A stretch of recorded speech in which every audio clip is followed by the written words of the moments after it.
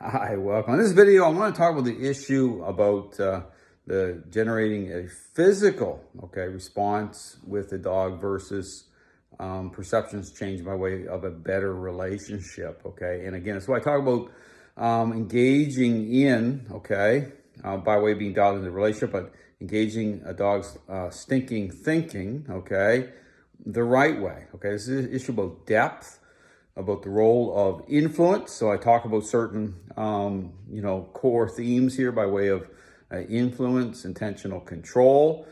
I talk about, again, changing the focus of the dog as the dog is beginning to express control, an express state of mind. This is where, again, being dialed in is absolutely critical, when it comes to reversing course, especially with some dogs, talk about the 1 percentile dogs, but all dogs understand the importance about being dialed into the relationship the right way. So this is where you get in this whole aspect of why trainers really go crazy when they watch my videos, because number one, they're not dialed in that way. Number two, the role of influence and control, they're not reconciled through what they're doing in terms of working within the framework of superficial response, So when they see me, dialed in that way, they want to, again, even these balanced dog trainers attach the label of abuse. And that should tell you something right away. They don't know what they're talking about, And then on top of that, how this layers up, then start to really pay attention to the whole blame shifting that's going on in the dog training world. But here's the other aspect too I want to talk about for a moment. So when I talk about certain devices, such as, say, prong collars or even gentle leaders, in terms of, generating a better physical response. So a dog may stay beside you better by way of, walking your dog based on what that tool, is doing, represents. But it doesn't mean, once that tool comes off, that you're actually generating a better relationship, So I talk about, in terms of, interactions, even as you're walking your dog, in terms of that level of engagement to a dog's stinking thinking, that's important, to, intercept, because you want to engage the relationship problem, the right way. You want to actually generate change. And this is why, again, these trainers are talking about balanced dog trainers, well, you can't get certain tools off the dog, like remote collars, Ask out the question, well, why do you think that is? Because balanced dog trainers, they're not dialed in the way I described. They're in a reactive posture. They're engaging, they're intercepting at certain points when, control's already manifesting at a higher level. And then on top of that, they're aligned with, at times changing a dog's focus, through certain concepts versus intercepting.